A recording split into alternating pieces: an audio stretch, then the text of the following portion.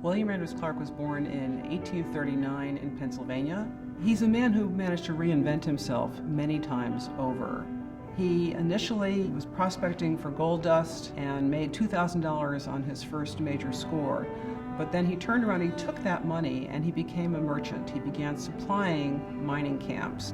And that was so successful that he eventually opened up a store, then he opened up a bank. He saw opportunities everywhere he went. He was a visionary in that way.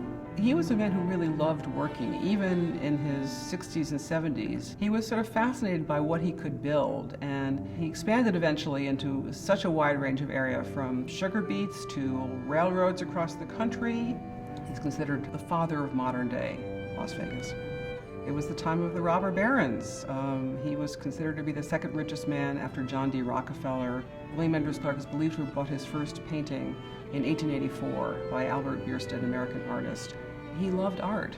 Anytime he was near a museum or an art gallery, he went in and he bought voraciously. It was like he almost couldn't control himself. He was having such a wonderful time.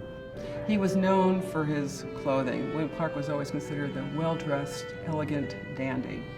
He was very involved in politics in Montana, as you can imagine any industrialist would be. He ran for Senate and he was first elected in 1899, but his rival, Marcus Daly, charged him with fraud.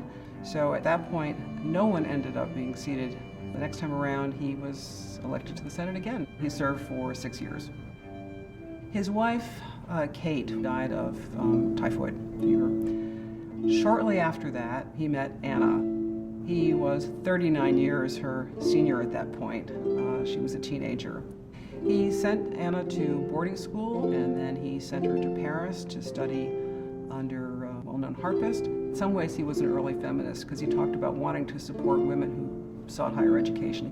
What's incredibly touching about this is that even in 1923, many years later, he was still writing love letters to Anna. You could tell he was really besotted with her. This really was the love of his life.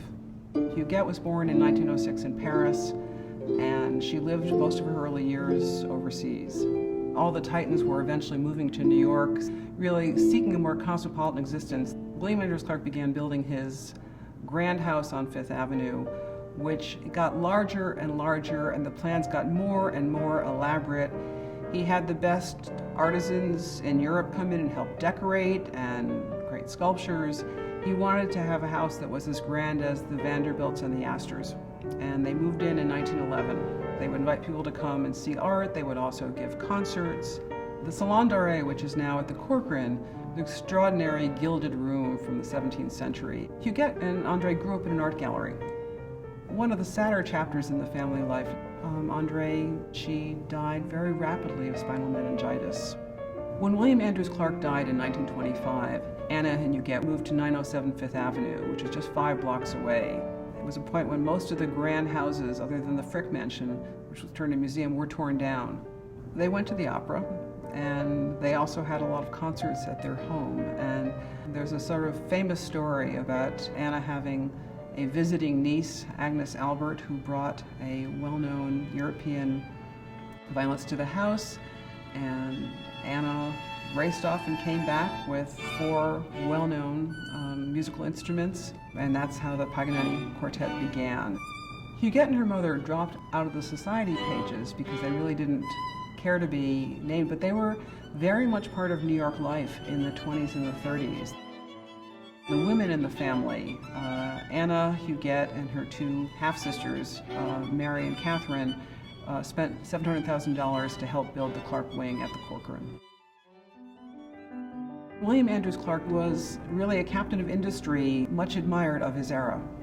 One of the things he always wanted to stress was, even as a young man, he'd been interested in the arts. When he was a penniless miner, he would take poetry books when he was out strolling, that as soon as he really had enough money to self-educate himself, he took himself on the grand tour of Europe, and he took his family along with him.